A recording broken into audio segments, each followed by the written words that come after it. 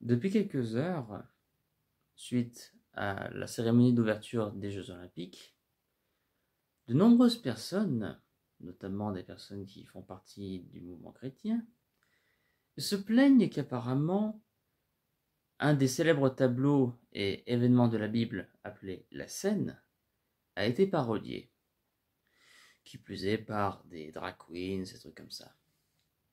Ces gens se plaignent d'un blasphème.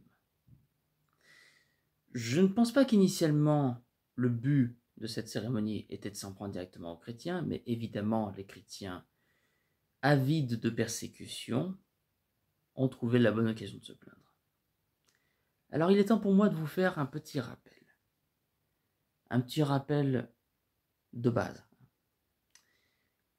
Depuis le 29 juillet 1881, avec la loi sur la liberté de la presse, le blasphème n'est même plus à l'ordre du jour en droit pénal. Mais genre, plus du tout. Je tiens aussi à rappeler que, d'après la Bible, Jésus n'est pas celui qui vient pour aider les autres. Il vient, je cite, non pas apporter la paix, mais l'épée. Matthieu 10, 34.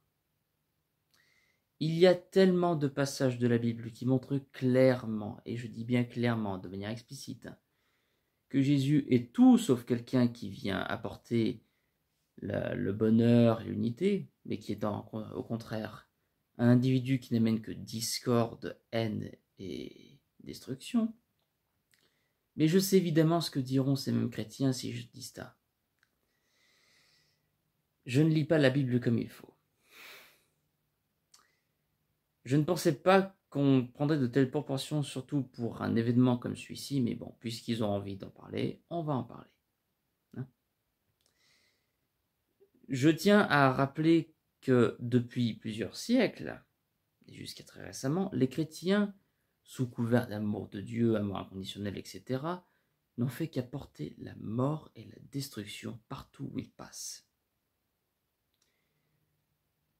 Je pense que parler de la Saint-Barthélemy, c'est un exemple comme un autre, mais je vais vous parler d'un autre événement.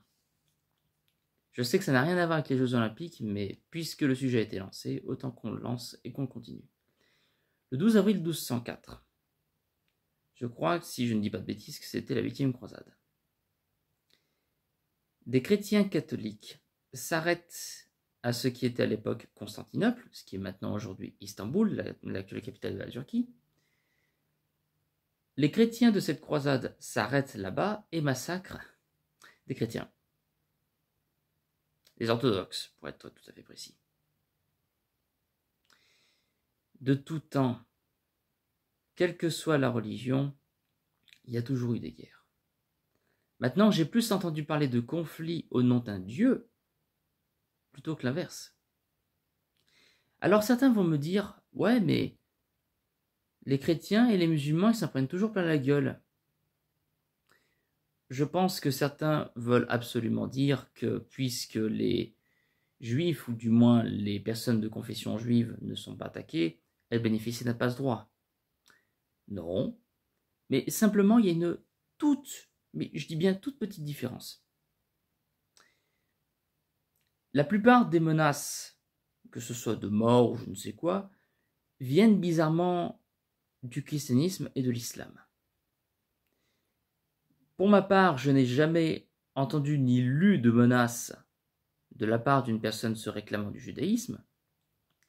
Maintenant, ça ne veut pas dire que le judaïsme est exempt de tout reproche. Le judaïsme ayant lui-même donné naissance au christianisme, et le christianisme ayant entre autres inspiré l'islam. Bref, petite parenthèse fermée. Si un jour l'envie prend à quelqu'un de critiquer le judaïsme en tant qu'idée, au même titre que le christianisme et l'islam, il a le droit. Donc j'aimerais faire un petit rappel à tous ceux qui se plaignent que la scène aurait été parodiée, je ne sais quoi d'autre. Ça ne sert strictement à rien de venir vous plaindre. Ça fait depuis 1881 que le blasphème n'est plus un crime en France, que ce n'est même plus à l'ordre du jour dans le droit pénal. Mais je tiens aussi à rappeler un truc tout bête. La raison pour laquelle le christianisme est aussi critiqué, c'est bien à cause de vos ancêtres.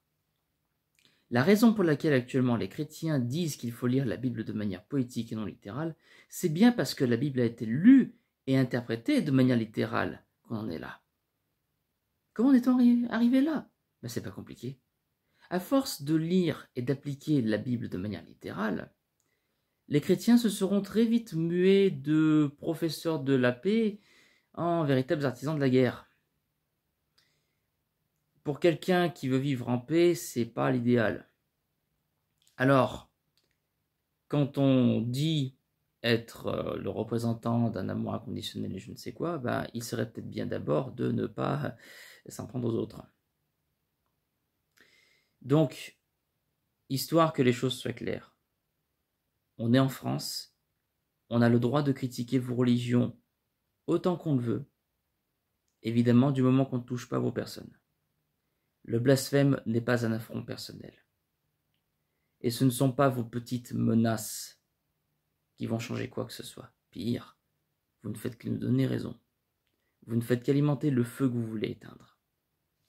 Je vais ponctuer cette vidéo avec une citation d'un homme que vous ne connaissez peut-être pas, mais bon, ça n'a peut-être pas d'importance, un homme qui s'appelle Jean Méliès.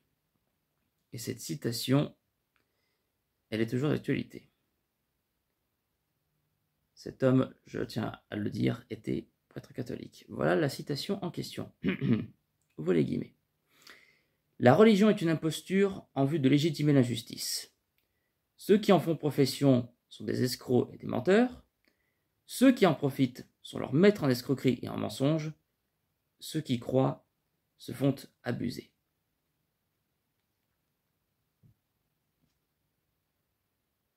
Je vous laisse méditer sur cette phrase. Et le petit mot de la fin, ça sert à rien de vous plaindre.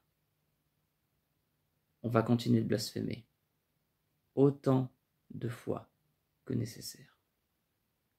Donc si ça ne vous plaît pas, vous savez ce qu'il vous reste à faire.